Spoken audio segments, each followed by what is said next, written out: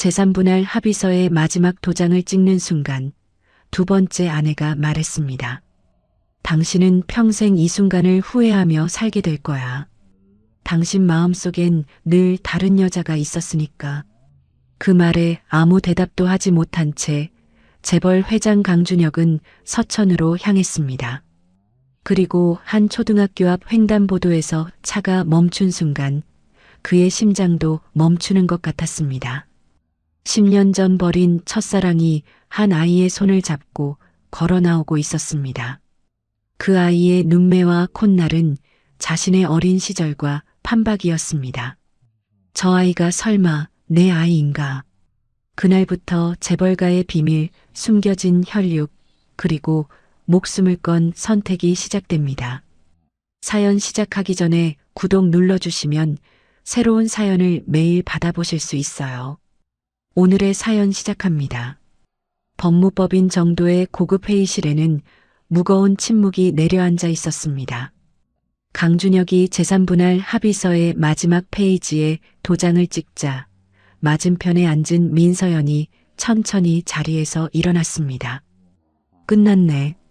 서연이 합의서를 내려다보며 낮은 목소리로 말했습니다.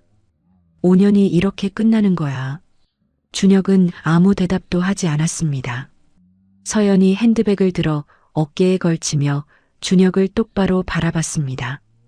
당신은 평생 이 순간을 후회하며 살게 될 거야. 서연 씨, 당신 마음속엔 늘 다른 여자가 있었어. 5년 동안 같이 살면서 나는 그걸 몰랐을 것 같아? 준혁의 손이 테이블 위에서 미세하게 떨렸습니다. 서연이 쓸쓸하게 웃으며 회의실 문을 열었습니다. 잘 살아. 아니, 잘 살 수 있으면 좋겠다. 문이 닫히고 준혁은 한참 동안 허공을 응시했습니다. 법무법인 건물을 나서자 비서실장 한동수가 대기 중인 차량 앞에서 고개를 숙였습니다. 회장님, 서천 신공장 부지 시찰 일정을 내일로 미룰까요? 아니, 오늘 가자. 준혁이 뒷좌석 문을 열며 말했습니다. 머리 좀 식히고 싶어? 검은 승용차가 서울을 빠져나와 고속도로에 올랐습니다.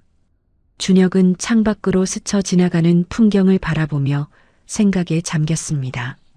첫 번째 결혼은 정략 결혼이었습니다. 대한금융그룹 이재승 회장의 딸 이현정과의 결혼은 처음부터 사랑이 없었고 4년을 버티다 결국 파경을 맞았습니다. 두 번째 결혼도 5년을 넘기지 못했습니다. 준혁은 속으로 중얼거렸습니다. 나는 왜 누구와도 제대로 된 가정을 이루지 못하는 걸까? 그때 창밖으로 충남 서천이라는 이정표가 스쳐 지나갔습니다. 준혁의 눈동자가 흔들렸습니다. 20년 전 대학 시절의 기억이 떠올랐습니다. 이곳 출신의 한 여학생이 있었습니다. 가난했지만 환하게 웃던 그 미소가 아직도 선명했습니다. 이수아. 준혁은 그 이름을 마음속으로 되뇌었습니다. 서천 반도체 신공장 예정 부지에 도착한 준혁은 현장 실무자들의 브리핑을 받았습니다. 이쪽이 메인 생산동 예정 부지이고 저쪽으로 물류 창고가 들어설 예정입니다. 실무자가 설계 도면을 펼쳐 보이며 설명했지만 준혁의 시선은 자꾸만 다른 곳으로 향했습니다. 도면 위로 수아의 얼굴이 겹쳐 보였습니다. 회장님? 오늘은 여기까지 하지. 준혁이 갑자기 도면을 덮으며 말했습니다. 서울로 돌아가겠네. 실무자들이 당황한 표정을 지었지만 준혁은 이미 차를 향해 걸어가고 있었습니다. 서울로 돌아가는 길, 차량이 서천읍내를 지나다가 한 초등학교 앞 횡단보도에서 멈췄습니다. 신호가 빨간불이었습니다. 준혁은 무심코 창밖을 바라봤습니다. 교문에서 한 여자가 남자아이의 손을 잡고 걸어 나오고 있었습니다. 준혁의 심장이 멈추는 것 같았습니다. 그 여자의 옆모습을 보는 순간 온몸에 전류가 흐르는 듯한 충격이 밀려왔습니다. 이수아였습니다.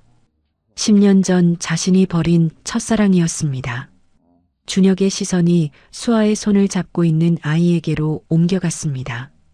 초등학교 3학년쯤 되어 보이는 남자아이였습니다. 아이의 눈매와 콧날이 어딘가 낯익었습니다.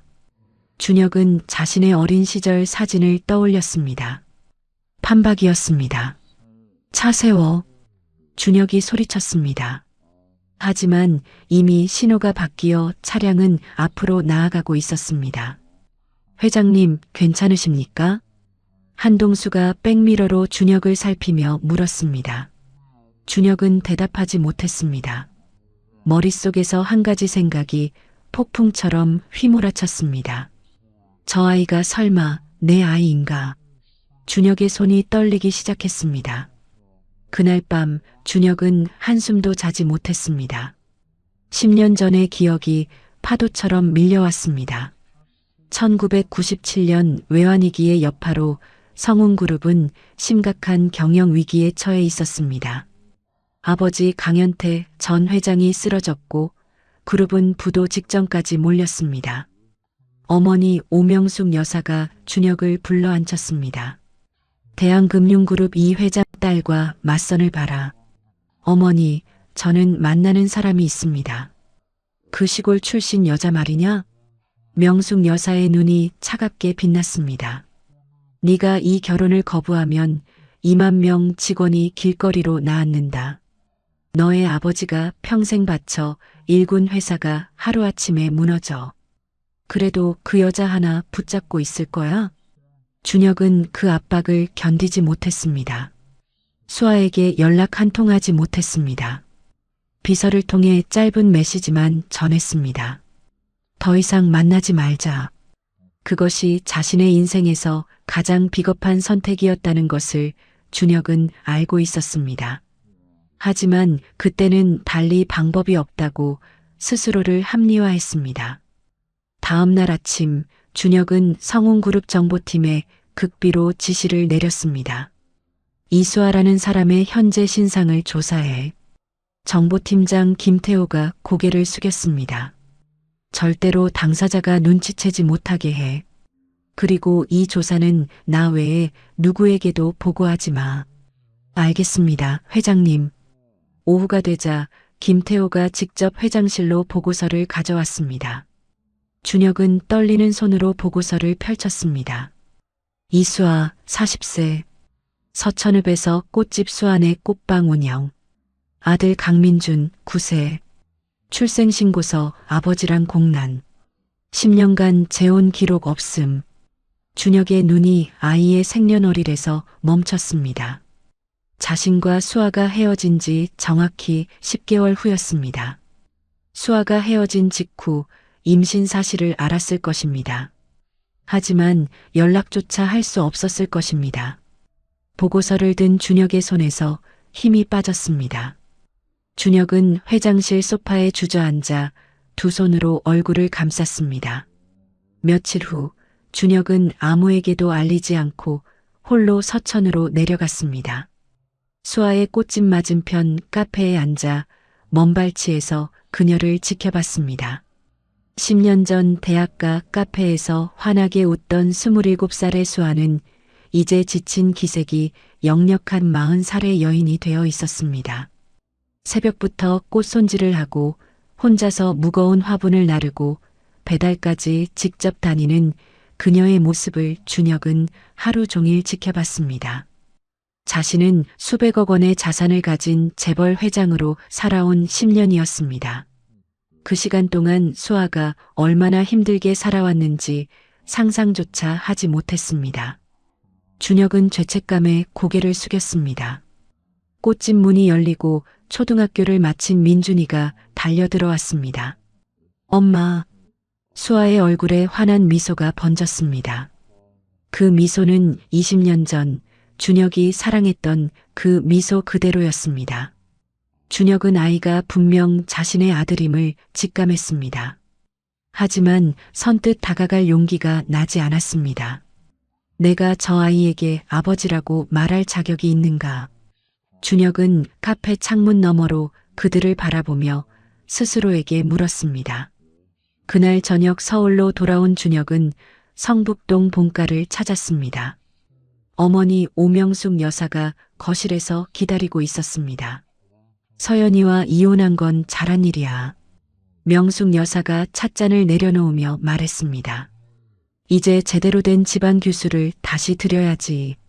내가 몇 군데 알아보고 있으니까 다음 주에 맞선 자리를 잡으마. 준혁의 주먹이 불끈 쥐어졌습니다. 10년 전 수아를 버리라고 강요했던 그 차가운 목소리가 겹쳐 들렸습니다. 어머니, 왜? 준혁은 입을 열었다가 다시 다물었습니다. 서천에서 본 것에 대해 아무 말도 할 수 없었습니다. 아무것도 아닙니다.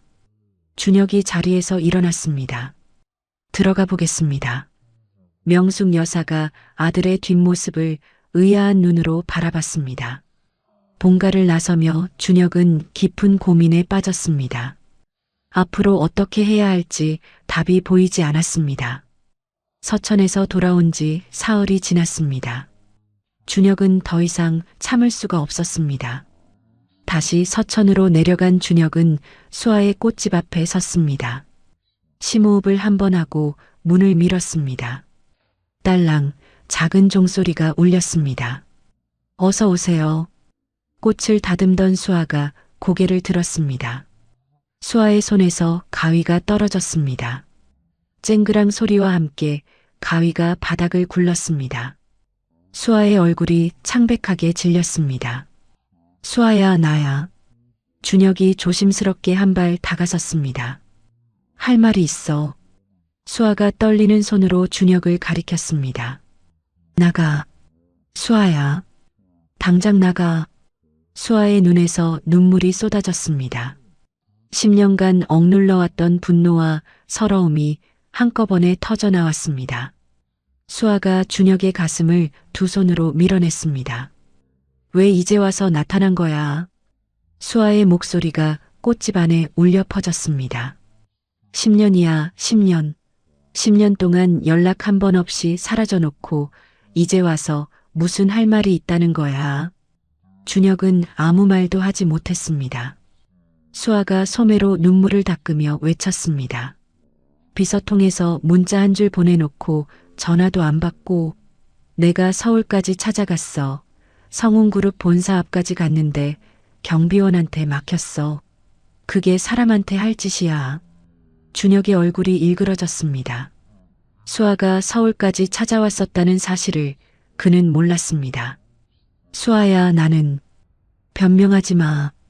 수아가 손을 들어 준혁의 말을 막았습니다. 그때 꽃집 문이 열렸습니다. 엄마, 나왔어. 학원을 마치고 돌아온 민준이가 가방을 메고 들어섰습니다.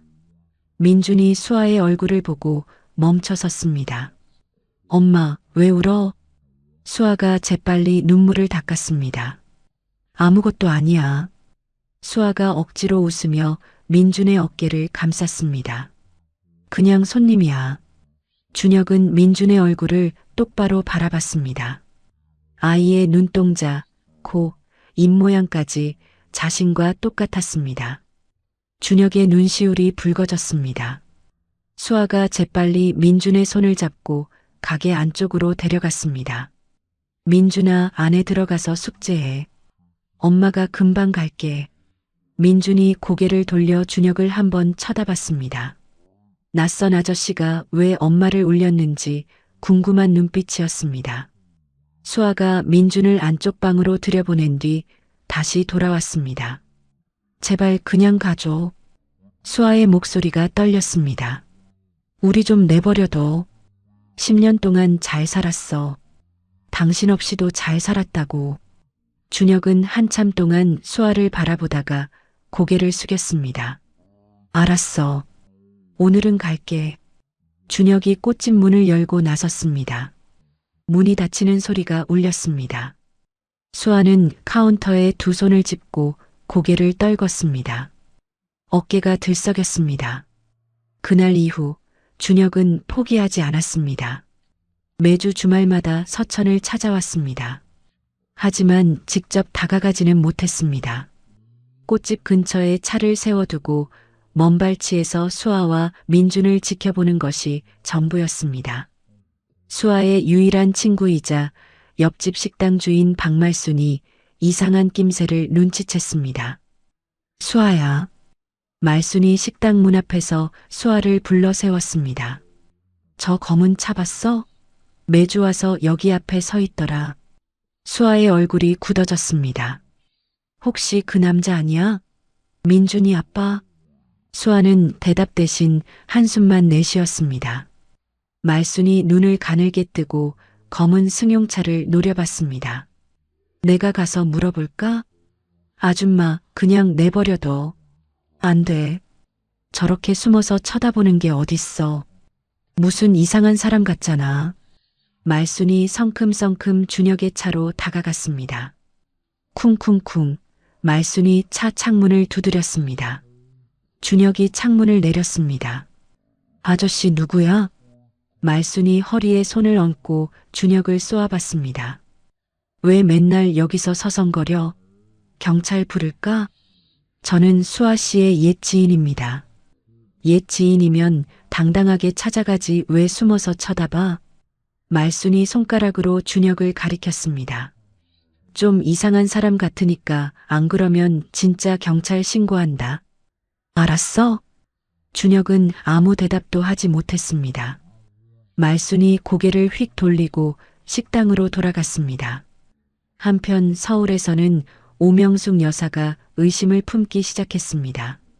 준혁이 주말마다 회사 일정도 없이 어딘가로 사라졌습니다. 명숙 여사가 운전기사를 불러 물었습니다. 회장이 요즘 주말에 어디를 가는 거냐? 충남 서천 쪽으로 가시는 것 같습니다. 사모님. 명숙 여사의 눈이 가늘어졌습니다. 서천. 명숙 여사는 그 지명을 기억하고 있었습니다. 10년 전 아들에게 벌이라고 했던 그 여자의 고향이었습니다. 명숙 여사가 비서실장 한동수를 불러 추궁했습니다. 회장이 서천에서 누굴 만나는 거야? 한동수가 고개를 숙였습니다. 말해. 예전에 만나시던 분을 다시 찾아가시는 것 같습니다. 명숙 여사의 얼굴이 차갑게 굳어졌습니다. 그 여자가 아직도 거기 살고 있었어? 한동수가 대답하지 못했습니다.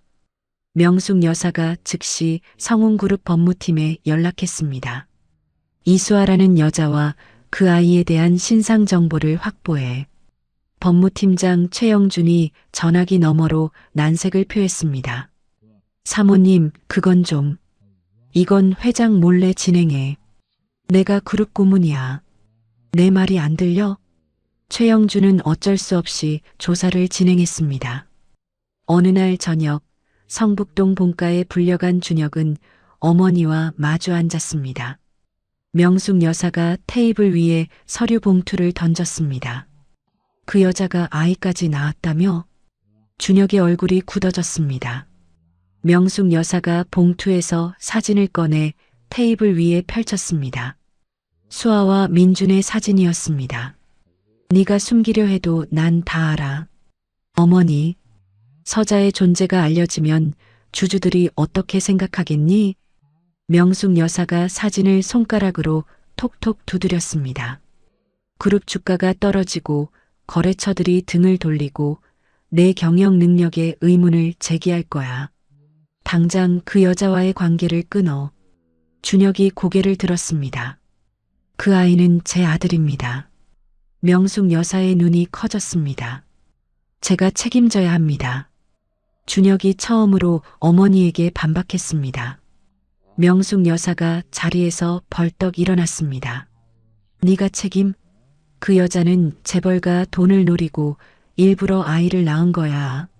어머니, 10년 동안 연락 안 한 건 기회를 노린 거지. 내가 직접 처리하마. 명숙 여사가 거실을 나서며 말했습니다. 준혁은 소름이 돋았습니다. 철이라는 단어가 귓가에 맴돌았습니다. 과거에 어머니가 자신의 주변 여성들을 어떻게 처리해 왔는지 준혁은 알고 있었습니다. 준혁이 급히 전화기를 꺼내 수아에게 전화를 걸었습니다. 신호음만 울렸습니다. 수아는 받지 않았습니다. 며칠 후 서천에 있는 수아의 꽃집 앞에 검은 승용차가 멈췄습니다.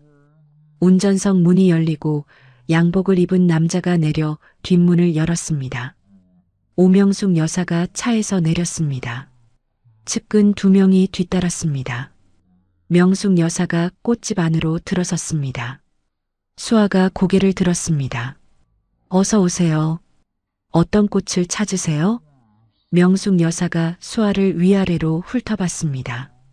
네가 이 수아지? 수아의 표정이 굳어졌습니다. 명숙 여사가 값비싼 명품 가방에서 수표 한 장을 꺼냈습니다. 수표를 카운터 위에 올려놓았습니다. 10억이야. 수아가 수표를 내려다봤습니다. 이 돈 받고 아이 데리고 해외로 나가. 다시는 내 아들 근처에 얼씬거리지 마. 수아의 손이 떨렸습니다. 두려움이 온몸을 휘감았습니다. 하지만 수아는 떨리는 손으로 수표를 집어들었습니다.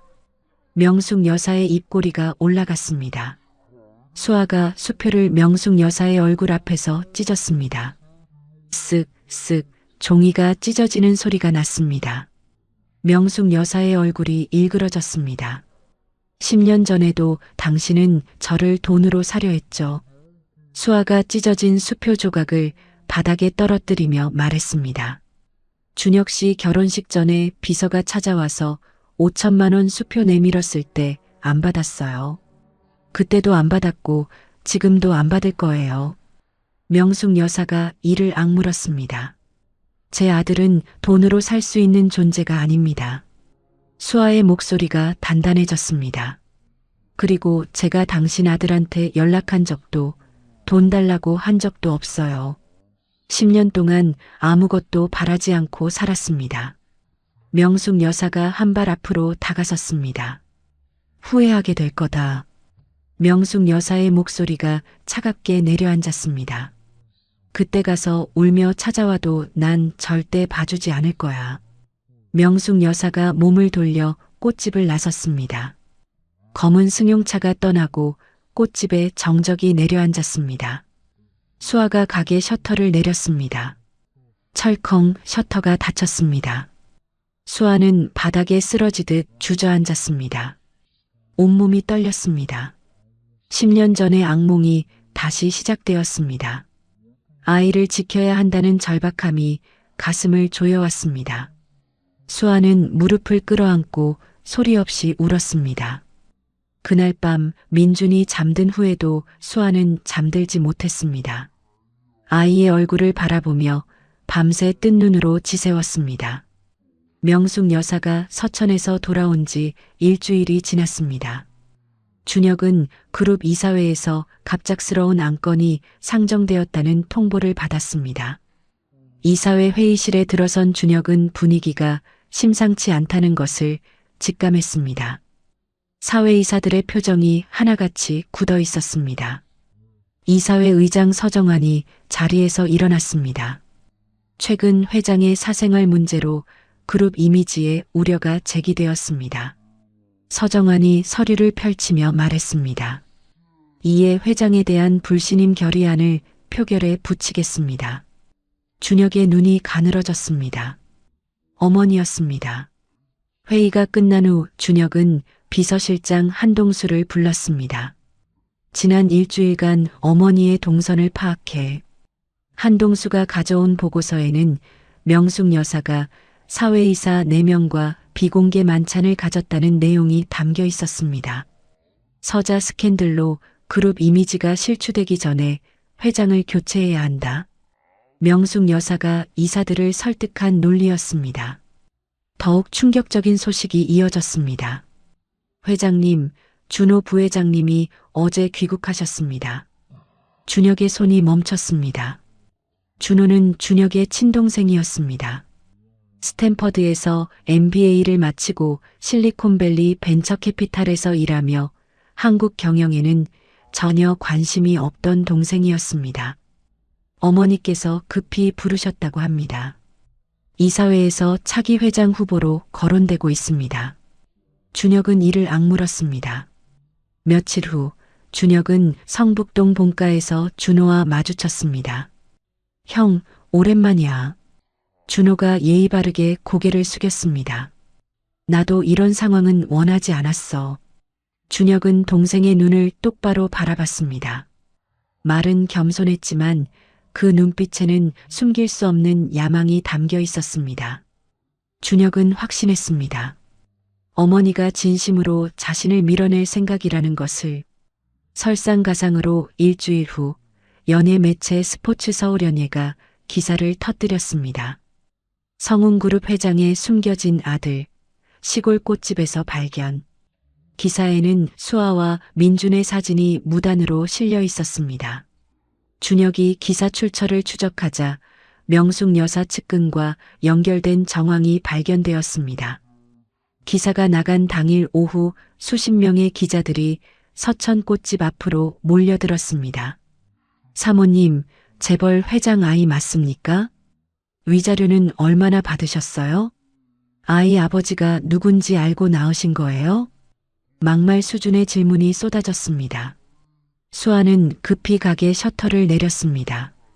철컹 셔터가 닫히는 소리와 함께 카메라 플래시가 터졌습니다. 수아는 안쪽 방에서 민준을 꼭 안은 채 떨고 있었습니다. 엄마, 저 사람들 왜 그래? 민준이 겁에 질린 목소리로 물었습니다. 괜찮아. 금방 갈 거야. 수아가 아이의 등을 쓸어내렸습니다. 하지만 수아의 손도 떨리고 있었습니다. 그 시각 서천 초등학교에서도 소란이 일어났습니다. 교실에서 그부들이 민준을 둘러쌌습니다. 야, 너희 엄마 재벌한테 버림받았대. 한 아이가 손가락으로 민준을 가리키며 말했습니다. 너 진짜 재벌 아들이야?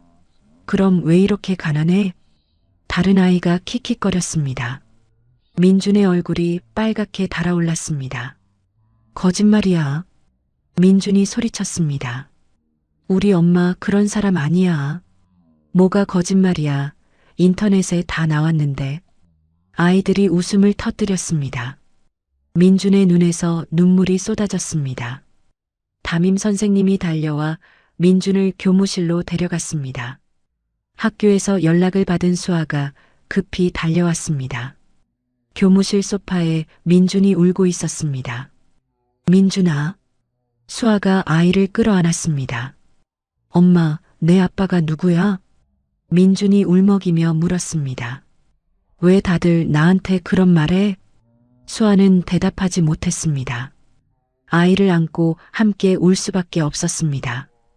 이 소식을 들은 준혁은 모든 일정을 취소했습니다. 헬기를 타고 서천으로 날아갔습니다. 꽃집 앞에는 아직도 기자들이 몰려 있었습니다. 준혁이 기자들을 밀치며 꽃집 안으로 들어갔습니다. 비키시오. 경호원들이 기자들을 막았습니다. 준혁이 셔터 틈으로 안으로 들어서자 수아가 돌아봤습니다. 수아의 눈이 분노로 이글거렸습니다. 당신 때문이야. 수아가 소리쳤습니다. 당신이 나타나서 이 모든 게 시작된 거야. 수아야, 나는 10년 동안 아무 일 없이 살았어. 왜 이제 와서 우리 인생을 망쳐? 수아의 절규가 좁은 꽃집 안에 울려 퍼졌습니다. 민준이 처음 보는 남자가 어머니와 싸우는 것을 보고 겁에 질렸습니다. 아이가 방 구석으로 숨어버렸습니다. 준혁의 눈의 구석에 웅크린 민준이 보였습니다. 가슴이 찢어지는 것 같았습니다. 미안해. 준혁이 울먹였습니다. 정말 미안해. 내가 다 해결할게. 이제 와서 뭘 해결해? 수아가 눈물을 닦으며 말했습니다. 10년 동안 아무것도 안 했으면서. 나가줘. 수아가 차갑게 돌아섰습니다. 그때 밖에서 카메라 플래시가 터졌습니다. 창문 너머로 두 사람의 모습이 찍혔습니다. 다음 날 인터넷에는 자극적인 기사가 도배되었습니다. 성운그룹 회장, 시골 꽃집 여인에게 무릎 꿇어. 기사 아래에는 악성 댓글이 수천 개나 달렸습니다. 성운그룹 주가가 5% 급락했습니다. 삼성전자와 현대자동차에서 공식 입장을 밝혀달라는 문의 전화가 빗발쳤습니다. 이사회에서 명숙 여사 측 이사들이 준혁을 몰아세웠습니다. 회장의 사생활 문제로 그룹이 위기에 처했습니다. 한 이사가 테이블을 두드리며 말했습니다. 책임지고 사임하십시오. 준혁은 아무 대답도 하지 않았습니다. 회의가 끝난 후 법무팀장 최영준이 준혁을 찾아왔습니다. 회장님, 현행법상 사생활을 이유로 회장 해임을 강제할 근거는 없습니다. 최영준이 서류를 펼치며 말했습니다. 불신임 결의안은 구속력이 없는 권고적 성격입니다. 하지만 대주주인 어머님이 지분을 활용해 임시 주주총회를 소집하시면 상황이 달라질 수 있습니다. 준혁은 고개를 끄덕였습니다. 알겠네. 가봐. 최영준이 나가고 준혁은 홀로 회장실에 남았습니다. 그날 밤 준혁은 한강이 내려다 보이는 회장실 창가에 섰습니다. 서울의 야경이 반짝이고 있었습니다. 이 모든 것을 지키려고 10년 전 수아를 버렸습니다. 결국 나는 무엇을 위해 살아온 건가? 회사를 지키면 뭘 하나? 가족 하나 지키지 못하는데. 준혁은 창밖을 바라보며 중얼거렸습니다. 새벽 3시 준혁이 법무팀장 최영준을 긴급 호출했습니다. 민준이를 내 호적에 올리는 절차를 진행해. 최영준의 눈이 커졌습니다. 회장님, 법적 인지를 하시려면 먼저 친자 확인 소송 또는 당사자 간 협의가 필요합니다. 그리고 지금 이사회 표결을 앞두고 이런 결정을 하시면 수아 씨에게 내가 직접 협의를 구하겠네. 준혁이 최영준의 말을 끊었습니다. 소송 없이 합의 인지가 가능하도록 준비해줘. 하지만 표결에서 불리해집니다. 이건 회장으로서가 아니라 아버지로서 하는 결정이야. 준혁의 목소리가 단호했습니다. 표결에서 지면 지는 거야. 다음 날 오전 준혁은 긴급 기자회견을 열었습니다. 수십 대의 카메라가 준혁을 향했습니다. 플래시가 쉴 새 없이 터졌습니다. 이수아 씨는 제가 젊은 시절 진심으로 사랑했던 여성입니다. 준혁이 마이크 앞에서 말했습니다. 강민주는 제 친아들입니다. 저는 아이의 아버지로서 수아 씨의 동의를 구해 법적 인지를 신청할 것입니다. 이 결정에 대한 모든 책임은 제가 지겠습니다. 기자회견장이 술렁였습니다. 수아 씨 측과 협의는 되셨습니까? 양육비는 얼마나 지급하실 겁니까? 질문이 쏟아졌지만 준혁은 더 이상 대답하지 않았습니다. 고개를 숙여 인사하고 회견장을 빠져나갔습니다. 성북동 본가에서 명숙 여사가 TV 화면을 보고 있었습니다. 준혁의 기자회견이 생중계되고 있었습니다. 명숙 여사의 손이 리모컨을 쥔 채 부들부들 떨렸습니다. 이 녀석이 감히. 명숙 여사가 이를 악물었습니다. 서천의 작은 꽃집에서는 수아가 TV 앞에 멍하니 앉아 있었습니다. 협의를 구하겠다. 준혁의 말이 귓가에 맴돌았습니다. 수아의 표정이 복잡하게 일그러졌습니다.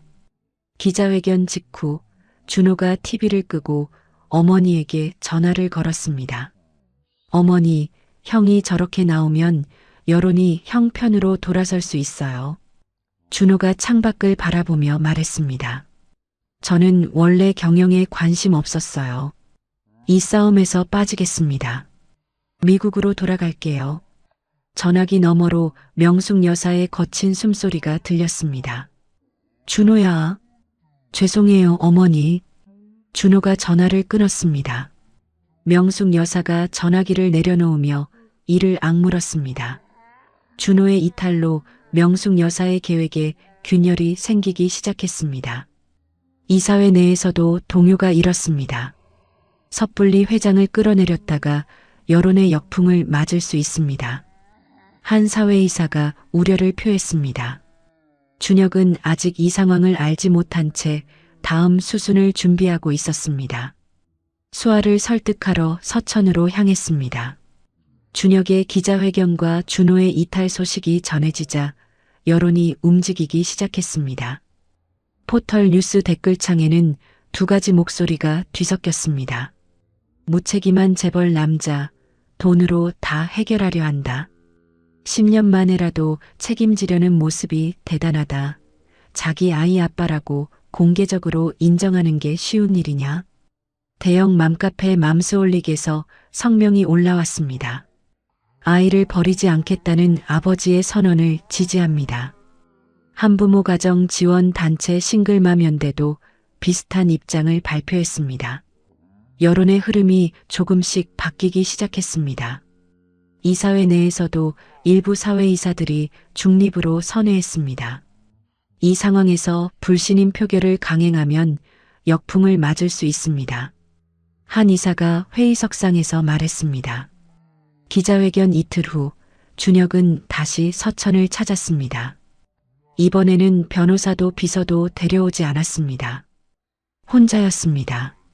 준혁이 꽃집 문을 열고 들어섰습니다. 수아가 고개를 들었습니다. 또 왔어? 수아의 목소리가 차가웠습니다. 기자회견에서 협의를 구하겠다고 했잖아. 준혁이 한 발 다가섰습니다. 그 약속을 지키러 왔어. 5분만 시간을 줘. 수아가 손에 들고 있던 꽃가위를 내려놓았습니다. 할 말 없어. 나가줘. 수아가 몸을 돌렸습니다. 준혁이 그 자리에서 무릎을 꿇었습니다.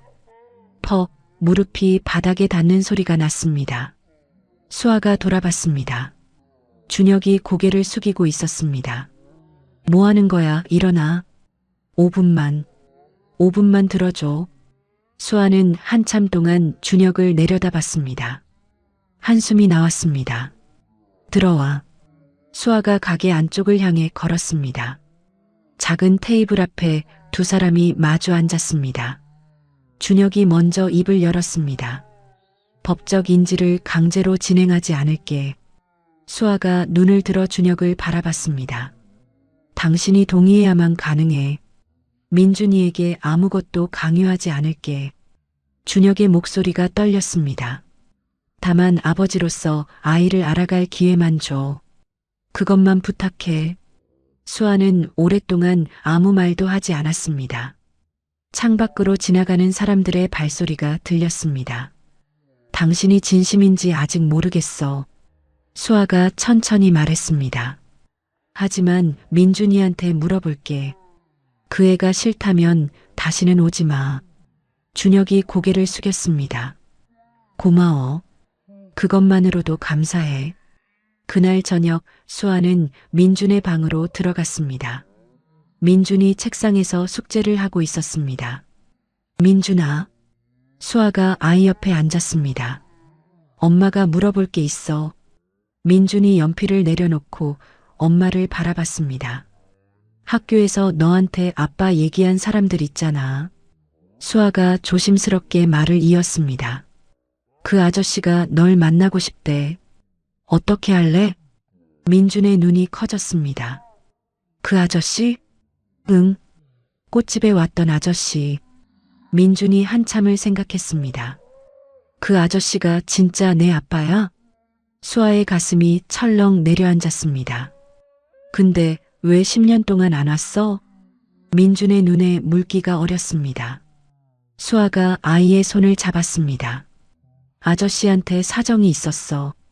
엄마도 다 설명 못하겠는데 민준이가 직접 물어봐도 돼.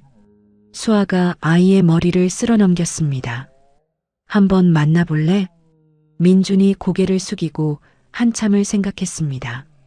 한 번만 만나볼게. 민준이 고개를 들었습니다. 근데 나쁜 사람이면 다시 안 만날 거야. 수아가 아이를 꼭 안아주었습니다. 기자회견 나흘 후 준혁이 다시 서천을 찾았습니다. 양손에 쇼핑백이 들려 있었습니다.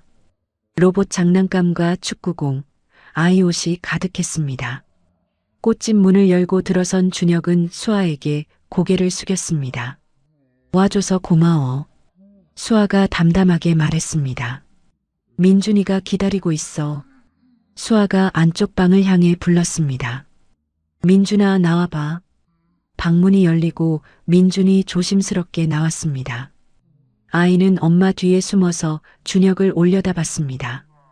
경계심이 가득한 눈이었습니다. 준혁이 천천히 무릎을 꿇었습니다. 아이와 눈높이를 맞췄습니다. 민준아. 준혁의 목소리가 떨렸습니다.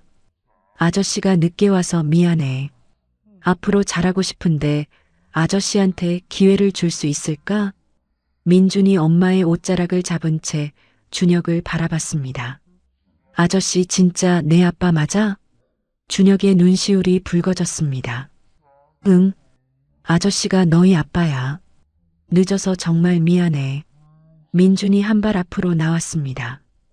아이가 준혁의 얼굴을 뚫어지게 바라봤습니다. 나랑 눈이 똑같다.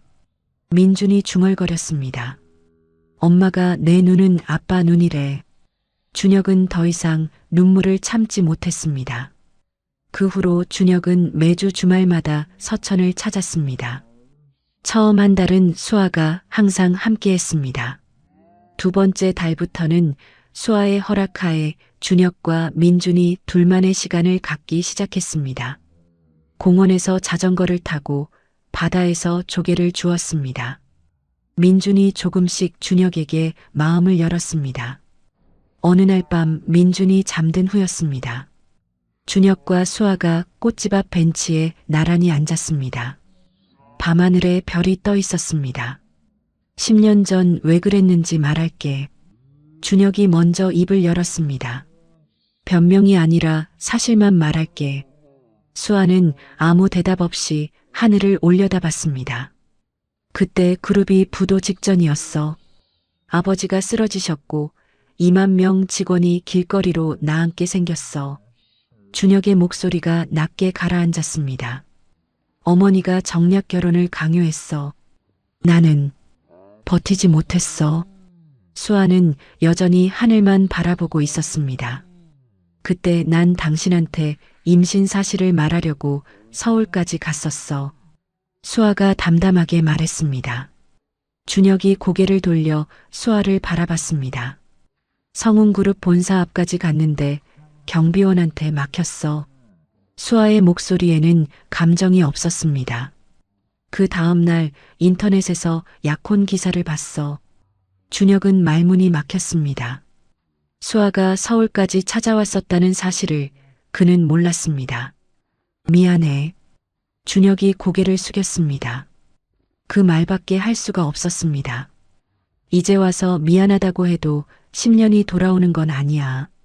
수아가 고개를 돌려 준혁을 바라봤습니다.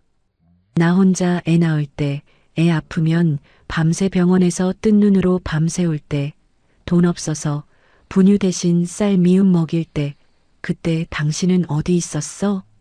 준혁은 아무 대답도 하지 못했습니다.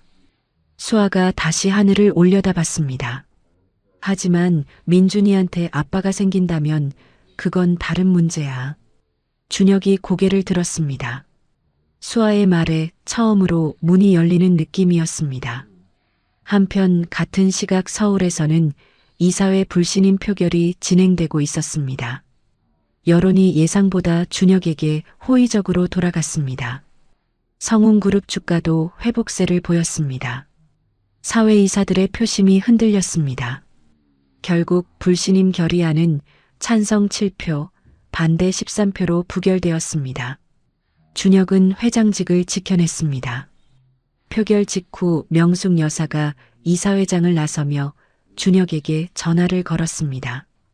이번은 네가 이겼다.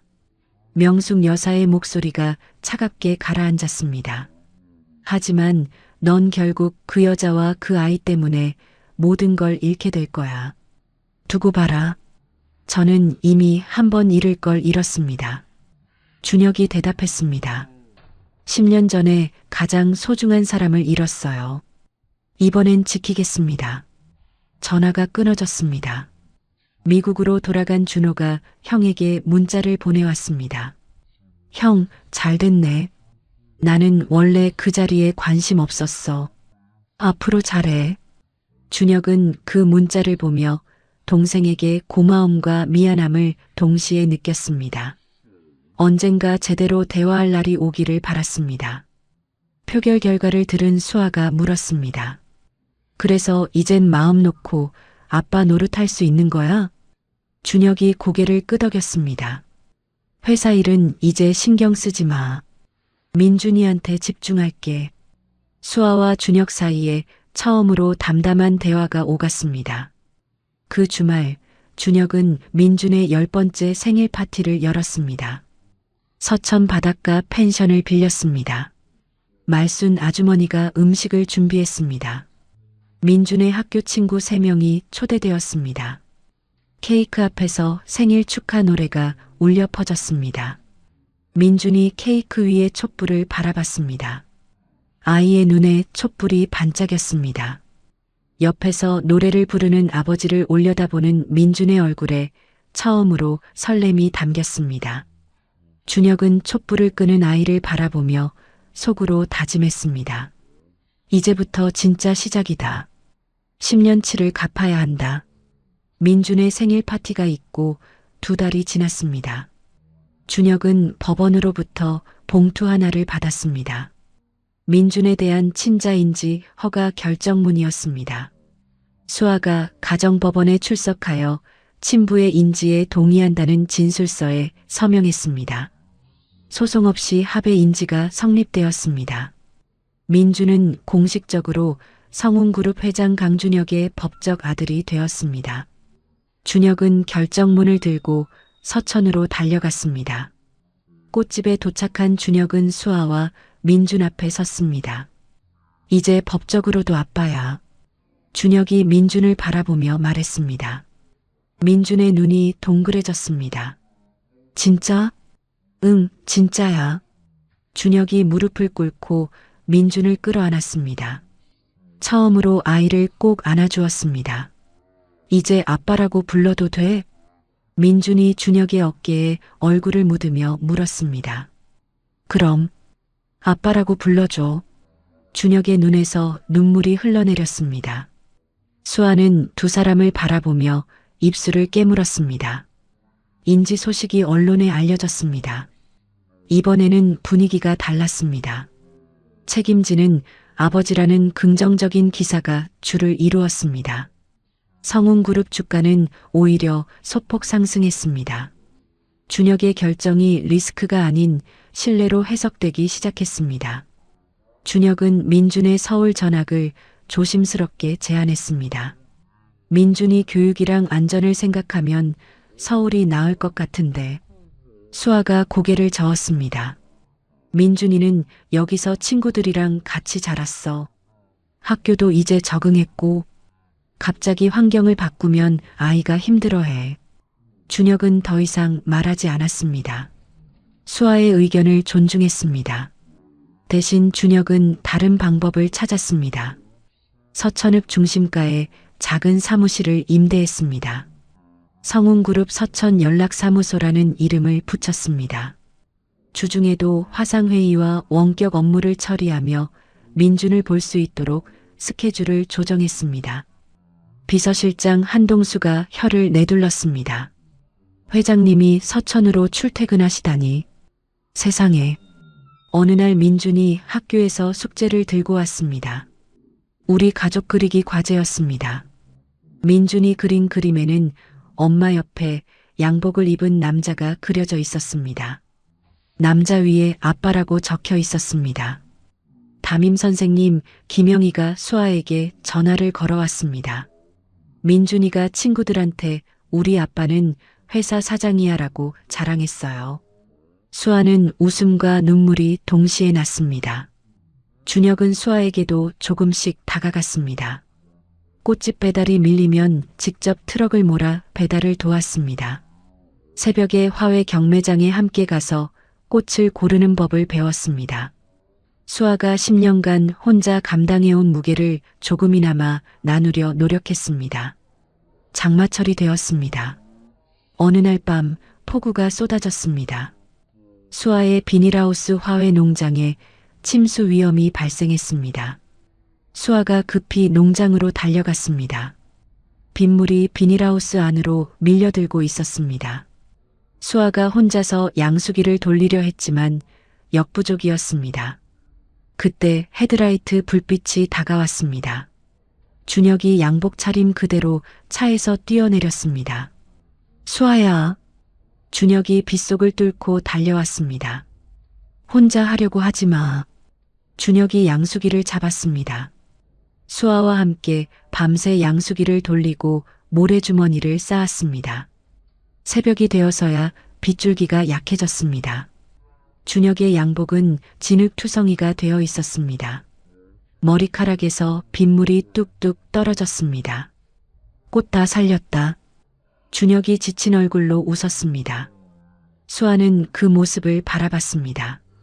가슴 한쪽이 이상하게 뛰었습니다. 처음으로 마음이 흔들렸습니다.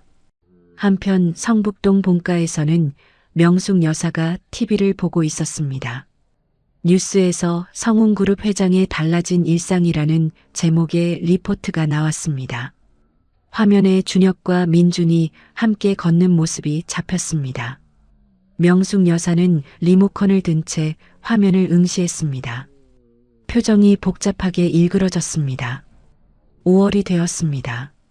어버이날 아침 민준이 학교에서 카네이션 2송이를 만들어 왔습니다. 민준이 먼저 수아에게 카네이션을 달아주었습니다. 엄마 사랑해요.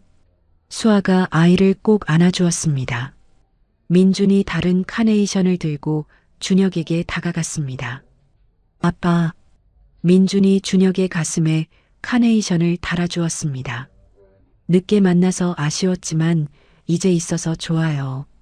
준혁의 눈시울이 붉어졌습니다. 생애 처음 받아보는 카네이션이었습니다. 아빠가 미안해. 준혁이 민준을 끌어안았습니다. 아빠가 늦어서 정말 미안해. 앞으로 매년 이렇게 받을 수 있게 해줘. 준혁의 눈에서 눈물이 흘러내렸습니다.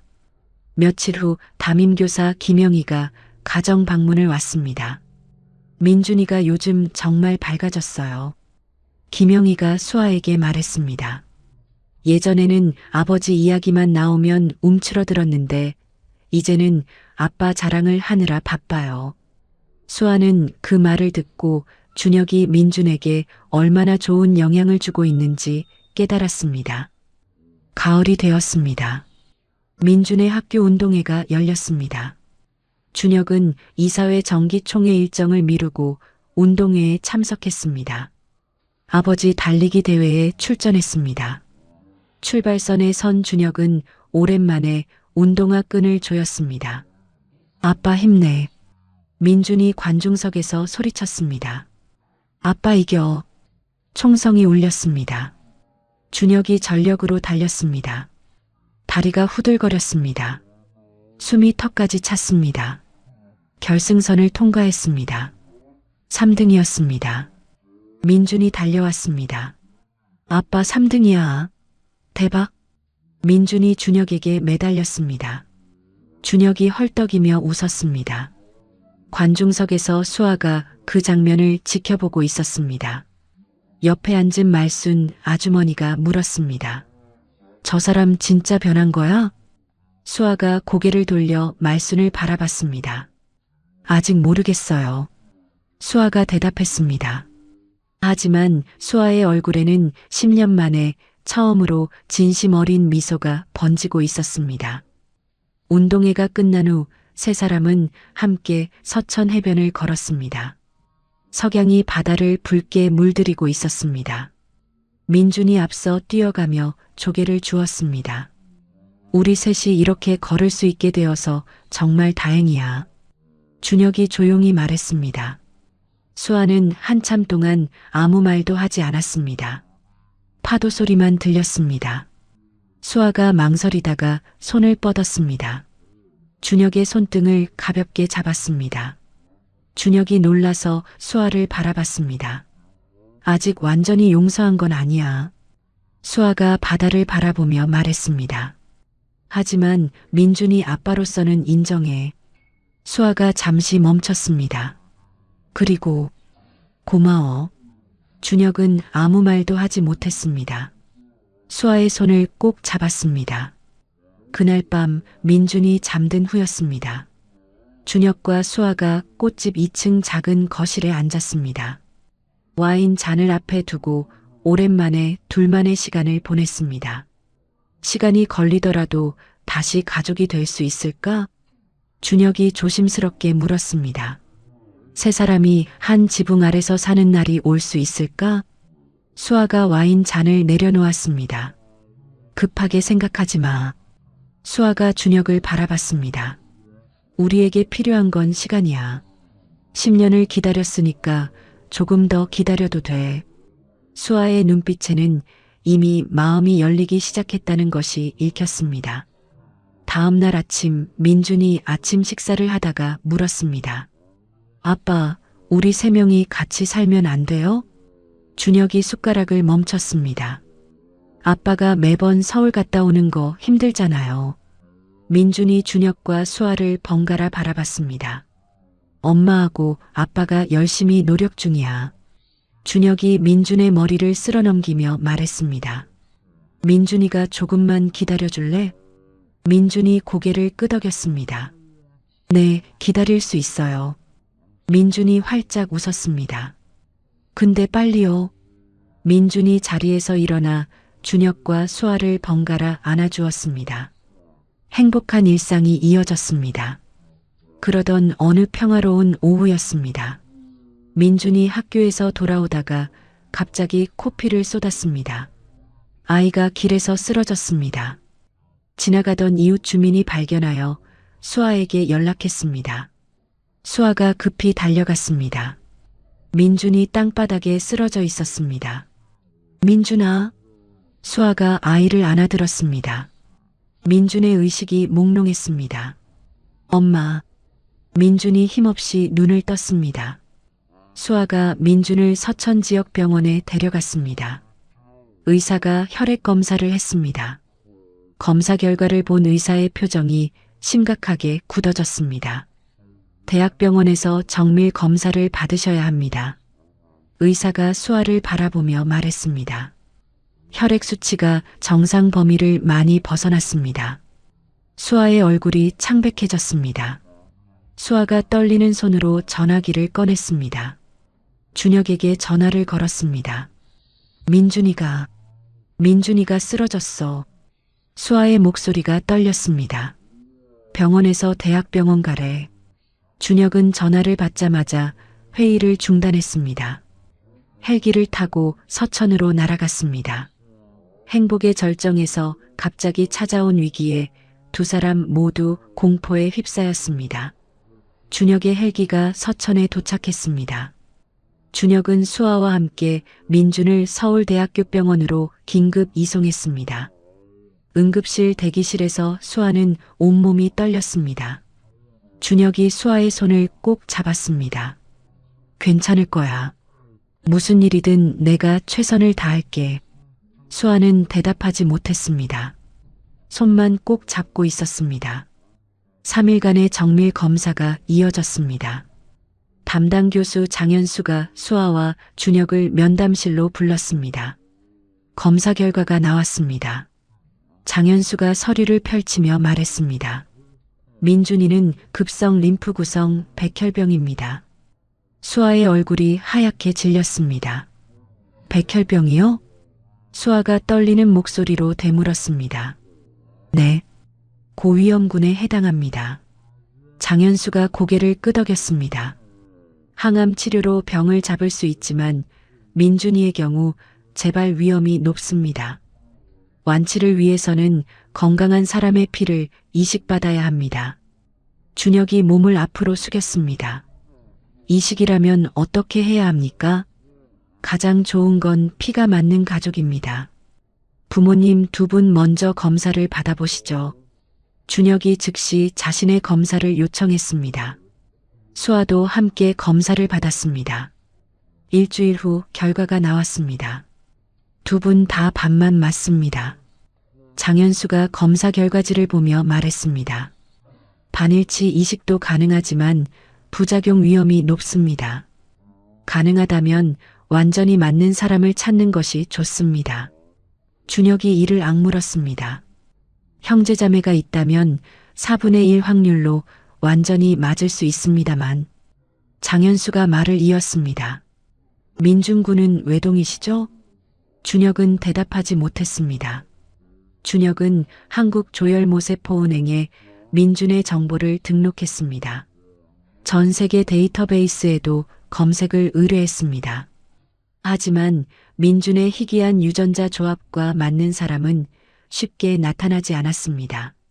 민준의 첫 번째 항암 치료가 시작되었습니다. 강력한 약이 아이의 몸에 들어갔습니다. 민준은 심하게 토하고 극심한 피로에 시달렸습니다. 2주차가 되자 머리카락이 빠지기 시작했습니다. 어느 날 민준이 거울 앞에 섰습니다. 빠져나간 머리카락 사이로 두피가 보였습니다. 민준의 눈에서 눈물이 쏟아졌습니다. 아빠, 민준이 병실로 들어온 준혁을 바라봤습니다. 나 이상해 보여? 친구들이 나보면 무서워할까? 준혁의 가슴이 찢어지는 것 같았습니다. 준혁이 민준을 꼭 안아주었습니다. 넌 세상에서 가장 멋진 아이야. 준혁이 아이의 등을 쓸어내렸습니다. 머리카락은 다시 자라. 아빠가 약속할게. 그날 밤 준혁은 병원 복도에 혼자 서 있었습니다. 주먹으로 벽을 쳤습니다. 쿵, 둔탁한 소리가 울렸습니다. 준혁의 어깨가 들썩였습니다. 소리 없이 울었습니다.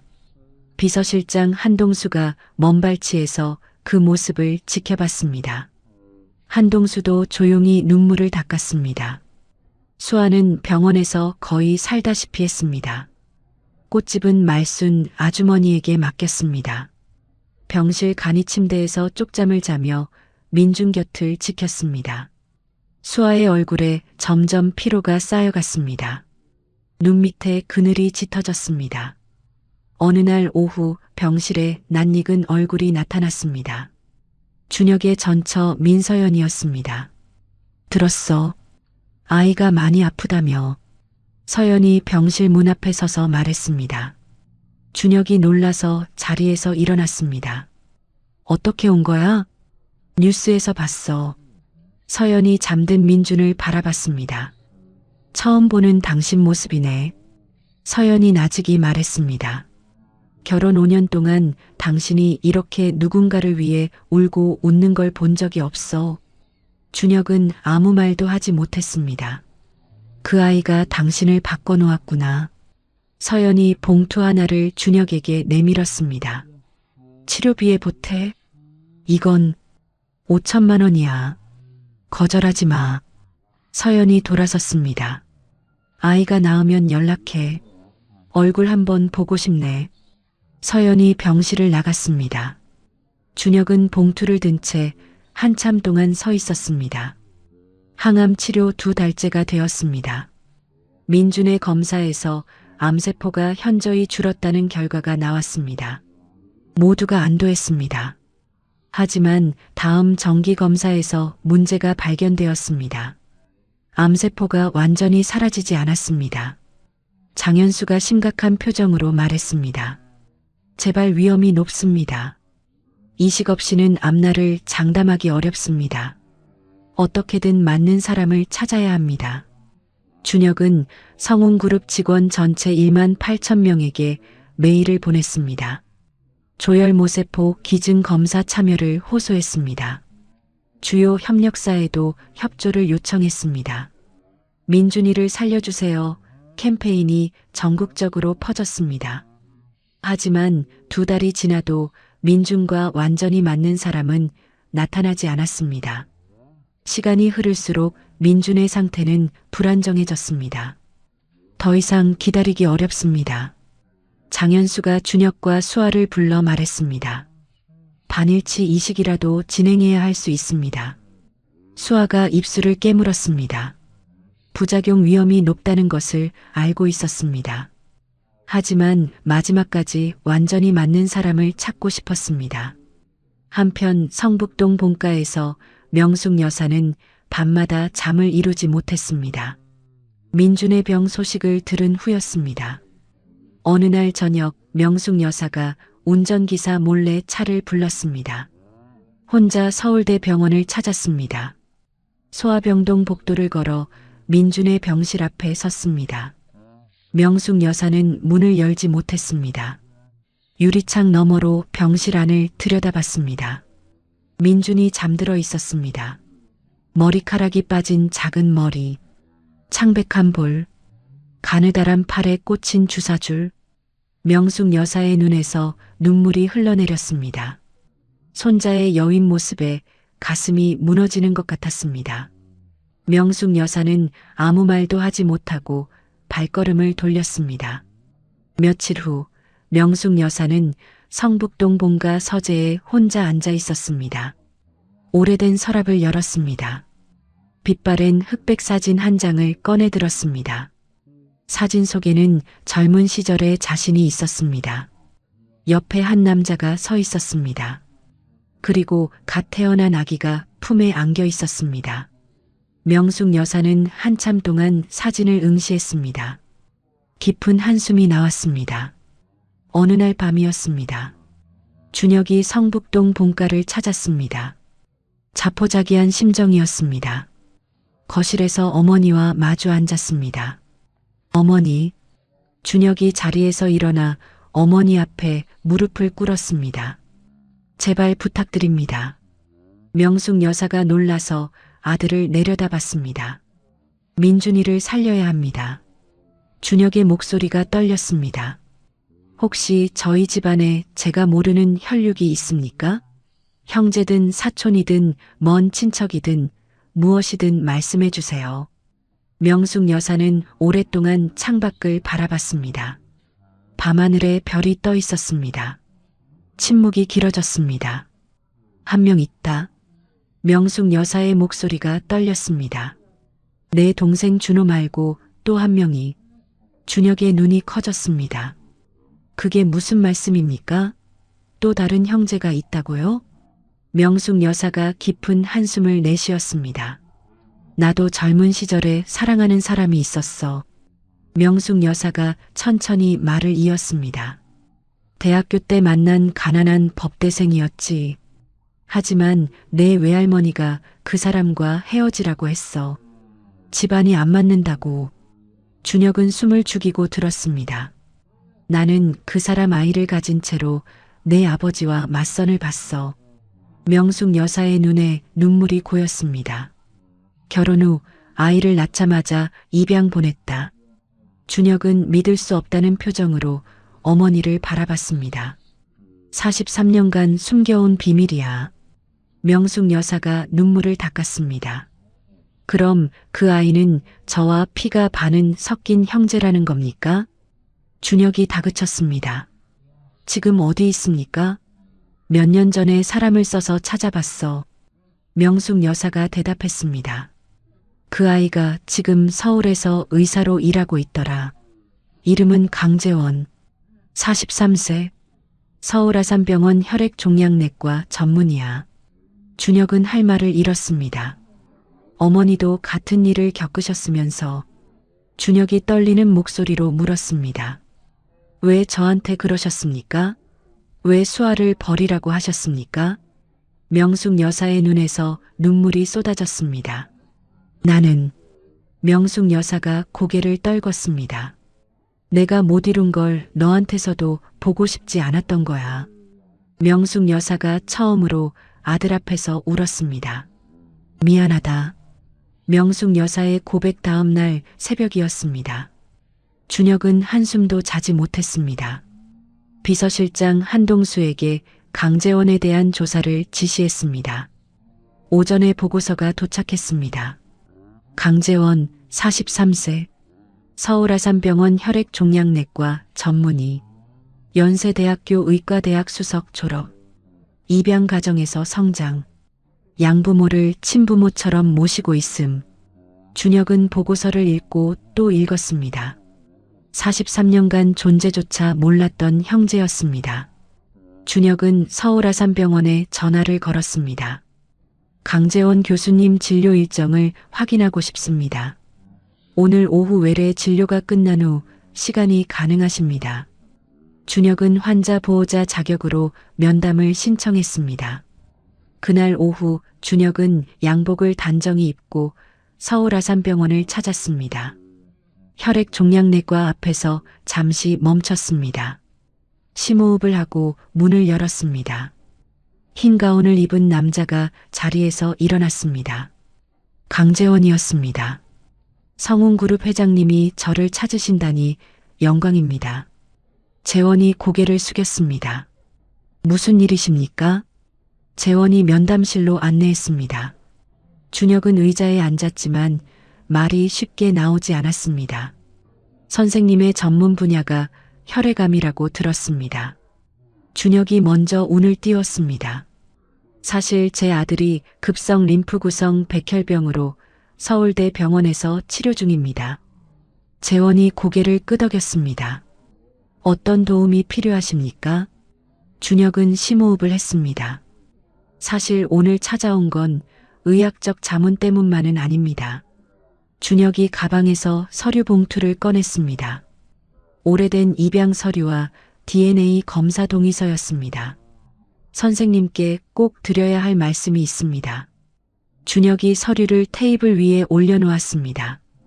선생님은 저와 같은 어머니에게서 태어나셨습니다. 저희는 이복 형제입니다. 재원의 표정이 굳어졌습니다. 지금 무슨 말씀을 하시는 겁니까? 재원이 의자 등받이에 몸을 기댔습니다. 저는 부모님 슬하에서 평범하게 자랐습니다. 준혁이 서류를 재원 앞으로 밀었습니다. 1981년 입양 기록입니다. 생모의 이름은 오명숙, 출생병원 기록도 있습니다. 재원이 떨리는 손으로 서류를 집어들었습니다. 한 장 한 장 읽어 내려갔습니다. 재원의 얼굴이 점점 창백해졌습니다. 이게 사실이라면 재원이 서류를 내려놓았습니다. 제 인생 전체가 거짓말이었다는 겁니까? 재원이 의자에 털썩 주저앉았습니다. 준혁이 조심스럽게 말했습니다. 선생님의 양부모님은 훌륭한 분들이십니다. 그분들이 선생님을 키워주신 건 진실입니다. 준혁이 재원을 바라봤습니다. 다만 생물학적 사실이 하나 더 있을 뿐입니다. 재원은 아무 말도 하지 못했습니다. 그날 밤 재원은 집에 돌아와 한참을 앉아 있었습니다. 손에 든 전화기가 무거웠습니다. 재원이 양부모에게 전화를 걸었습니다. 아버지, 어머니. 재원의 목소리가 떨렸습니다. 혹시 저 입양된 건가요? 전화기 너머로 긴 침묵이 흘렀습니다. 양아버지의 목소리가 들렸습니다. 재원아. 네. 언젠가는 말해주려고 했다. 양아버지가 한숨을 쉬었습니다. 하지만 너는 우리가 낳은 것보다 더 소중한 아들이다. 그건 변하지 않아. 재원은 전화기를 붙잡은 채 한참을 울었습니다. 일주일간의 고민 끝에 재원은 DNA 검사에 동의했습니다. 검사 결과가 나왔습니다. 준혁과 재원이 이복 형제라는 사실이 과학적으로 확인되었습니다. 그날 밤 재원은 혼자 한강변을 걸었습니다. 43년간의 정체성이 흔들리고 있었습니다. 다음 날 준혁이 재원을 다시 찾아왔습니다. 제가 이렇게 급하게 찾아온 건 가족관계 회복만이 아닙니다. 준혁이 본론을 꺼냈습니다. 제 아들 민준이가 조혈모세포 이식이 필요합니다.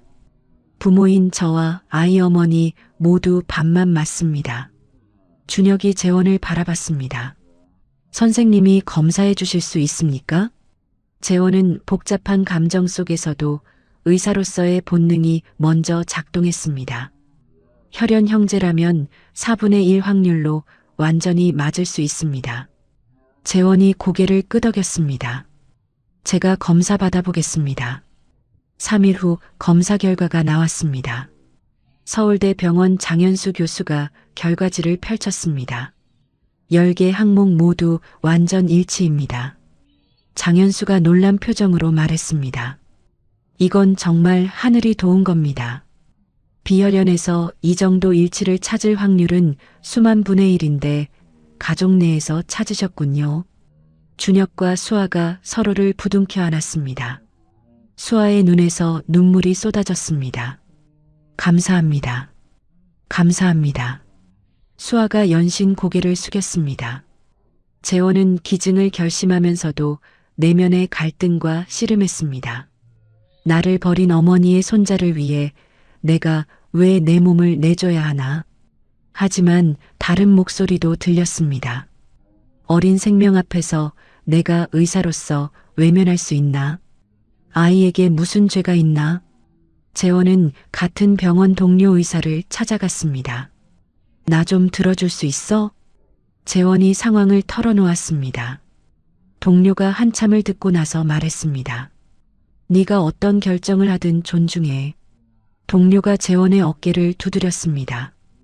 하지만 네가 평생 의사로서 살아온 이유가 뭐였는지 생각해봐. 재원은 그 말을 곱씹었습니다. 그날 밤 재원은 서울대 병원 소아병동을 찾았습니다. 민준의 병실 앞에 섰습니다. 문을 살짝 열고 안을 들여다봤습니다. 민준이 잠들어 있었습니다. 여윈 얼굴, 빠진 머리카락, 침대 옆 테이블에 로봇 장난감이 놓여 있었습니다. 그 옆에 종이 한 장이 있었습니다. 아빠 사랑해라고 적힌 그림이었습니다. 재원의 눈시울이 붉어졌습니다. 재원이 병실을 나섰습니다. 복도에서 준혁과 마주쳤습니다. 제가 하겠습니다. 재원이 준혁을 바라보며 말했습니다. 조카를 살리겠습니다. 준혁이 재원의 손을 꼭 잡았습니다. 고맙습니다. 정말 고맙습니다. 이식 수술 일주일 전이었습니다. 서울 아산병원 재원의 진료실에 손님이 찾아왔습니다. 문이 열리고 한 여자가 들어섰습니다. 오명숙 여사였습니다. 명숙 여사는 문 앞에서 한참을 망설였습니다. 43년 만에 처음으로 친아들의 얼굴을 마주했습니다. 재원아, 명숙 여사가 입을 열었습니다. 목이 메어 말을 잇지 못했습니다. 재원은 아무 말 없이 명숙 여사를 바라봤습니다. 명숙 여사가 재원 앞에 무릎을 꿇었습니다. 미안하다. 명숙 여사의 눈에서 눈물이 흘러내렸습니다. 43년 전 너를 버린 것이 내 인생 최대의 죄였다. 나는 비겁했고 내 체면만 생각했다. 명숙 여사가 고개를 숙였습니다. 용서해달라고 말할 자격도 없지만 그래도 이 말은 하고 싶었다. 명숙 여사가 고개를 들어 재원을 바라봤습니다. 네가 살아서 이렇게 훌륭하게 자라줘서 고맙다. 재원은 오랫동안 아무 대답도 하지 못했습니다. 창밖을 바라봤습니다. 용서는 아직 못합니다. 재원이 담담하게 말했습니다. 43년을 몰랐던 사람을 하루아침에 어머니라고 부를 수는 없어요. 명숙 여사가 고개를 끄덕였습니다. 하지만 민준이는 살릴 겁니다. 재원이 명숙 여사를 바라봤습니다. 그 아이에게는 죄가 없으니까. 명숙 여사가 눈물을 흘리며 고개를 숙였습니다. 조혈모세포 채취 당일이 되었습니다. 재원이 서울대 병원으로 왔습니다. 4시간에 걸친 채취 과정이 진행되었습니다. 재원의 건강한 조혈모세포가 담긴 수혈백이 민준의 병실로 운반되었습니다. 이식이 시작되었습니다. 민준은 침대에 누워 천장을 바라봤습니다. 아빠, 민준이 준혁의 손을 잡았습니다. 나 이제 나을 수 있어? 준혁이 민준의 이마를 쓸어넘겼습니다. 응, 이제 나을 거야. 삼촌이 도와줬어. 민준이 희미하게 웃었습니다. 2주 후 민준의 검사 결과가 나왔습니다. 장현수 교수가 병실로 들어왔습니다. 조혈모세포가 성공적으로 자리 잡았습니다. 장현수가 웃으며 말했습니다. 백혈구 수치가 회복되고 있습니다. 완치를 향한 첫 번째 관문을 통과했습니다. 병실에 환호와 눈물이 뒤섞였습니다. 수아가 민준을 끌어안고 울었습니다. 준혁이 수아와 민준을 함께 안았습니다. 재원은 병실 문 앞에서 그 모습을 지켜봤습니다. 처음으로 가족이라는 울타리 안에서 따뜻함을 느꼈습니다. 민준의 이식 수술 후 6개월이 지났습니다. 최종 검사 결과가 나왔습니다. 장현수 교수가 병실로 들어왔습니다. 암세포가 완전히 사라졌습니다. 장현수가 환하게 웃으며 말했습니다. 민준이는 완치 판정입니다. 오늘 퇴원해도 됩니다. 수아가 두 손으로 입을 막았습니다. 눈물이 쏟아졌습니다. 민준이 침대에서 벌떡 일어났습니다. 나 이제 집에 가도 돼? 그래, 집에 가는 거야. 준혁이 민준의 손을 잡았습니다. 병원 정문을 나서며 민준이 한쪽 손은 아빠의, 한쪽 손은 엄마의 손을 잡았습니다. 이제 집에 가요. 민준이 환하게 웃었습니다. 민준의 머리카락은 다시 자라나기 시작했습니다. 볼에는 혈색이 돌아왔습니다. 무엇보다 아이의 눈에서 생기가 빛났습니다. 수아는 병원 로비에서 주저앉았습니다. 6개월간의 긴장이 한꺼번에 풀렸습니다. 어깨가 들썩이며 오열했습니다. 준혁이 수아를 안아주었습니다. 고생했어. 이제 끝났어. 퇴원 2주 후 세 사람은 서천 바닷가를 찾았습니다. 민준이 건강해진 것을 축하하는 나들이었습니다. 해질녘 바다가 붉게 물들었습니다. 민준이 앞서 뛰어가며 파도와 놀았습니다. 준혁이 수아의 손을 잡고 걸음을 멈췄습니다. 수아야. 준혁이 수아 앞에 무릎을 꿇었습니다. 주머니에서 작은 상자를 꺼냈습니다. 상자를 열자 다이아몬드 반지가 빛났습니다. 10년 전에 하지 못했던 말을 이제야 해. 준혁의 목소리가 떨렸습니다. 그때는 비겁했지만 이번엔 도망가지 않을게. 나와 결혼해줘. 수아는 오랫동안 말없이 바다를 바라봤습니다. 파도 소리만 들렸습니다. 솔직히 아직도 완전히 용서한 건 아니야. 수아가 한 발 물러섰습니다. 준혁의 얼굴에 긴장이 스쳤습니다. 수아가 다시 준혁을 바라봤습니다.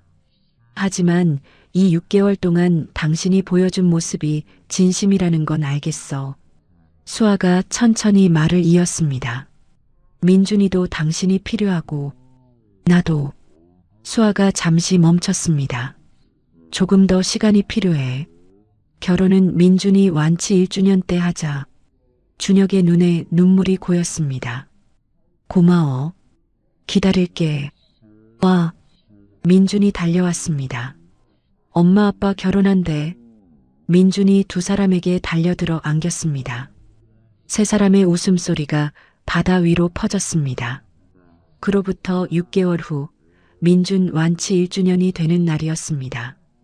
결혼식은 성대한 호텔 예식장이 아니었습니다.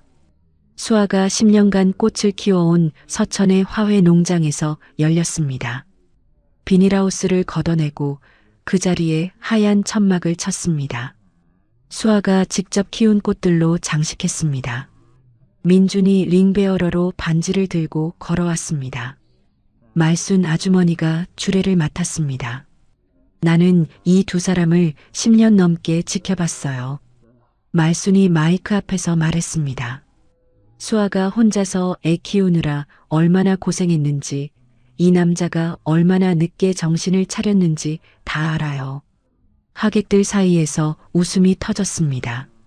하지만 늦었어도 돌아온 거, 그게 중요한 거예요. 두 사람 오래오래 행복하게 살아요. 하객석에는 수아의 오랜 단골 손님들이 앉아 있었습니다. 민준의 학교 친구들과 담임 선생님 김영희도 왔습니다. 성운그룹 비서실장 한동수와 법무팀장 최영준도 자리를 지켰습니다. 미국에서 날아온 준호가 형에게 다가왔습니다. 형, 축하해. 준호가 어색하게 손을 내밀었습니다. 준혁이 동생을 끌어안았습니다. 와줘서 고마워. 이제야 제대로 된 가정 꾸리는 거네. 준호가 형의 등을 두드렸습니다. 결혼식장 입구 근처에 한 사람이 서 있었습니다. 오명숙 여사였습니다. 명숙 여사는 본식장 안으로 들어가지 못하고 있었습니다. 며느리에게 저질렀던 협박과 모욕이 떠올랐습니다. 선뜻 발이 떨어지지 않았습니다. 그때 누군가 다가왔습니다. 수아였습니다. 어머님 오셨군요. 수아가 명숙 여사 앞에 섰습니다. 민준이 할머니시잖아요. 들어오세요. 명숙 여사의 눈이 커졌습니다. 저도 이제 과거는 묻으려고요. 수아가 손을 내밀었습니다. 명숙 여사의 눈에서 눈물이 흘러내렸습니다. 미안하다. 정말 미안하다. 명숙 여사가 수아의 손을 잡았습니다. 수아가 명숙 여사를 이끌고 식장 안으로 들어갔습니다. 피로연이 시작되었습니다. 강재원도 참석했습니다. 재원은 여전히 어색하고 복잡한 감정이 남아 있었습니다. 구석자리에 조용히 앉아 있었습니다. 그때 민준이 달려왔습니다. 삼촌. 민준이 재원에게 안겼습니다. 삼촌 덕분에 내가 나았어. 감사해요. 재원은 처음으로 가족이라는 울타리 안에서 따뜻함을 느꼈습니다. 아이의 등을 쓸어주었습니다. 피로연이 끝난 후 재원이 준혁에게 다가왔습니다. 아직 형이라고 부르기는 어렵지만 재원이 손을 내밀었습니다. 민준이 삼촌으로서는 앞으로도 함께하겠습니다. 준혁이 재원의 손을 꼭 잡았습니다. 그것만으로 충분해. 고마워. 내 덕분에 내 아들이 살았어. 재원이 고개를 돌려 명숙 여사를 바라봤습니다. 어머니라고 부르기까지는 시간이 필요합니다. 재원이 담담하게 말했습니다. 하지만 명절 때 한 번씩은 얼굴 보겠습니다. 명숙 여사가 눈물을 훔치며 고개를 끄덕였습니다. 그것만으로도 감사하다. 결혼 후 준혁은 가족과 함께하는 시간을 늘렸습니다. 성운그룹 경영 방식을 바꿨습니다. 주 3일은 서천에서 원격 근무를 했습니다. 전문 경영인 체제를 강화하여 자신이 모든 것을 직접 챙기던 방식에서 벗어났습니다. 준혁과 수아는 함께 민준재단을 설립했습니다. 소아암 완화 가정 지원 프로그램을 시작했습니다. 조혈모세포 기증 활성화 캠페인도 진행했습니다. 10년 전 우리 같은 사람들이 헤어지지 않아도 되는 세상을 만들자. 준혁이 재단 설립식에서 말했습니다. 병원비 때문에 아이 치료를 포기하지 않아도 되는 세상을 만들자. 1년 후 어느 봄날 아침이었습니다. 수아가 화장실에서 나왔습니다. 얼굴이 창백했습니다. 왜 그래? 어디 아파? 준혁이 걱정스럽게 물었습니다. 병원에 가보자. 준혁이 수아를 데리고 병원에 갔습니다. 초음파 검사를 받았습니다. 의사가 모니터를 가리켰습니다. 여기 보이시죠? 심장이 뛰고 있어요. 수아와 준혁이 모니터를 바라봤습니다. 작은 심장이 뛰고 있었습니다. 두 사람이 서로의 손을 꼭 잡았습니다. 그날 저녁 민준에게 소식을 전했습니다. 민준아, 동생이 생길 거야. 민준의 눈이 동그래졌습니다. 진짜요? 남동생이에요? 여동생이에요? 아직 몰라. 좀 더 있어야 알 수 있대. 민준이 수아의 배를 조심스럽게 어루만졌습니다. 나 좋은 형 할 수 있어요. 아빠처럼 늦지 않을게요. 준혁이 웃음을 터뜨렸습니다. 그래, 넌 좋은 형 할 거야. 명숙 여사는 손자 민준에게 과거의 잘못을 속죄하듯 다가갔습니다. 매주 서천을 방문했습니다. 화훼 농장 일을 도왔습니다. 한때 흙 묻은 일은 거들떠보지도 않던 명숙 여사였습니다. 이제는 장갑을 끼고 화분을 날랐습니다. 수아도 준혁도 놀랐지만 아무 말하지 않았습니다. 우리 할머니 옛날엔 무서웠는데 이제 안 무서워요. 민준이 할머니 손을 잡고 농장을 뛰어다니며 말했습니다. 할머니가 꽃 이름 많이 알려줘요. 수아와 명숙 여사도 조금씩 마음의 벽을 허물었습니다. 며느리와 시어머니로서의 관계를 새로 쌓아갔습니다. 어느 맑은 가을날이었습니다. 결혼 1주년이자 민준 완치 2주년 기념일이었습니다. 가족 모두가 서천 바닷가에 모였습니다. 준혁과 배가 불러온 수아, 민준이 나란히 섰습니다. 명숙 여사가 옆에 섰습니다. 미국에서 휴가차 온 준호도 함께했습니다. 이제는 재원 삼촌으로 불리는 강재원도 왔습니다. 석양이 물드는 하늘 아래서 전문 사진작가가 가족 사진을 찍었습니다. 하나, 둘, 셋. 찰칵 셔터 소리가 울렸습니다. 모두가 웃고 있었습니다. 며칠 후 민준이 학교에서 그림을 들고 왔습니다. 우리 가족 그림이었습니다. 2년 전 그림에는 아빠 한 명만 추가되었습니다. 이번 그림은 달랐습니다. 아빠, 엄마, 민준이가 가운데에 서 있었습니다. 엄마 옆에 말풍선이 있었습니다. 곧 태어나요. 할머니가 옆에 서 있었습니다. 준호 삼촌과 재원 삼촌도 그려져 있었습니다. 모두가 손을 잡고 해변에 서서 웃고 있었습니다. 수아가 그 그림을 냉장고에 붙였습니다. 한참 동안 바라봤습니다. 수아의 눈에 행복한 눈물이 맺혔습니다.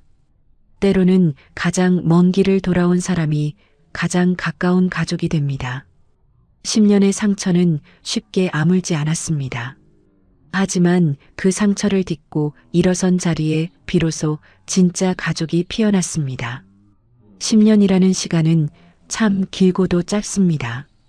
누군가에게는 상처가 아물기에 충분한 시간이고 누군가에게는 후회가 곪아가는 시간이기도 하죠. 준혁은 10년 전 가장 비겁한 선택을 했습니다. 사랑하는 사람을 버리고 가문과 회사를 택했습니다. 하지만 그 선택이 자신에게 진정한 행복을 가져다 주지 못했다는 걸 깨닫는 데는 또다시 10년이 걸렸습니다. 수아는 혼자서 아이를 낳고 키우며 10년을 버텼습니다. 원망도 했고 분노도 했지만 결국 아이를 위해 다시 한번 마음의 문을 열었습니다. 용서는 쉽지 않았지만 미움 속에 갇혀 사는 것보다 앞으로 나아가는 쪽을 선택한 거죠. 그리고 민준이가 있었습니다. 아버지 없이 자랐지만 밝게 웃던 아이 병마와 싸우면서도 삼촌 덕분에 나았다며 감사할 줄 아는 아이.